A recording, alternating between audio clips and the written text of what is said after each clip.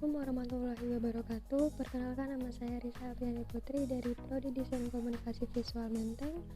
Pada kesempatan kali ini saya akan menjelaskan materi yang sudah saya rangkum pada pertemuan keempat, yaitu tentang berpikir positif. Sebelumnya, apa sih pengertian dari berpikir positif? Berpikir positif merupakan kemampuan berpikir seseorang yang tertuju pada hal-hal positif yang menggunakan bahasa-bahasa yang positif untuk mengungkapkan pikirannya, sehingga mampu menimbulkan ketenangan dan kebahagiaan seseorang dalam menjalani kehidupannya. Tujuan dari berpikir positif untuk memecahkan permasalahan yang sedang kita hadapi, karena segala sesuatu yang ada di alam semesta ini dimulai dari pikiran, menjadi kemungkinan, menjadi tujuan, melahirkan perbuatan, dan menjadi kenyataan. Di sini ada 4 aspek dalam berpikir positif, yaitu harapan yang positif atau positive expectation. Jadi ketika individu mendapatkan masalah, maka aspek harapan yang positif ini akan mengarahkan pikirannya untuk melakukan sesuatu yang lebih memusatkan perhatiannya pada kesuksesan, optimisme, pemecahan masalah, dan menjauhkan diri dari perasaan takut, gagal, serta memperbanyak penggunaan kata-kata yang mengandung harapan. Contohnya kayak saya dapat melakukannya atau mengapa tidak. Terus yang kedua di sini ada afirmasi diri atau self affirmation. Dengan aspek afirmasi diri ini, ketika seseorang mendengar masalah, maka dia akan lebih memusatkan perhatiannya pada kekuatan diri, kepercayaan diri, dan melihat diri secara positif dengan dasar pikiran bahwa setiap individu sama berartinya dengan orang lain.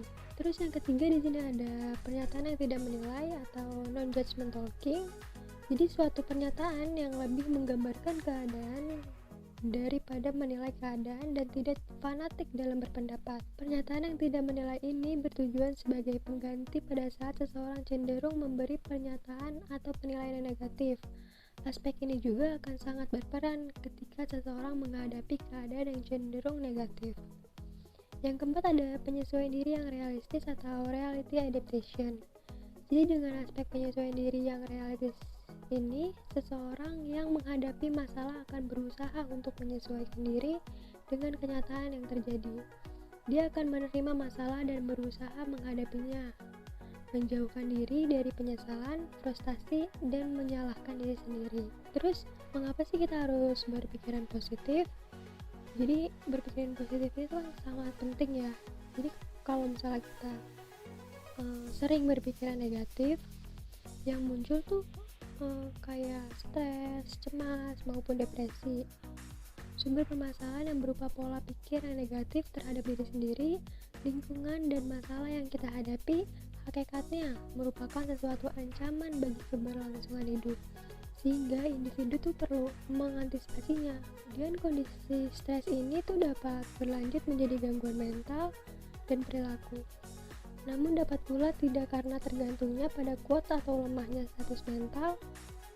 Jadi banyak kasus stres yang terjadi karena kurang mampunya individu menghadapi sumber stres ini. Terus apa sih langkah-langkah kita untuk menuju pikiran positif itu? Jadi yang pertama itu adalah kuasai pikiran dengan penuh keyakinan. Terus tetap berpikir pada apa yang kita inginkan. Terus singkirkan semua pikiran negatif, berikan sugesti positif pada diri sendiri. Terus kita harus selalu bertoleransi dan menggunakan kekuatan doa. Dan yang terakhir adalah tetapkan satu tujuan. Jadi kesimpulan dalam video kali ini itu ketika kita menghadapi suatu masalah, kita harus selalu berpikir positif dan mengambil hikmah di balik masalah yang kita hadapi sehingga tidak menimbulkan konflik atau pertentangan. Demikian materi dari modul 4 pendidikan anti korupsi dan etik UMB. Terima kasih dan sampai jumpa.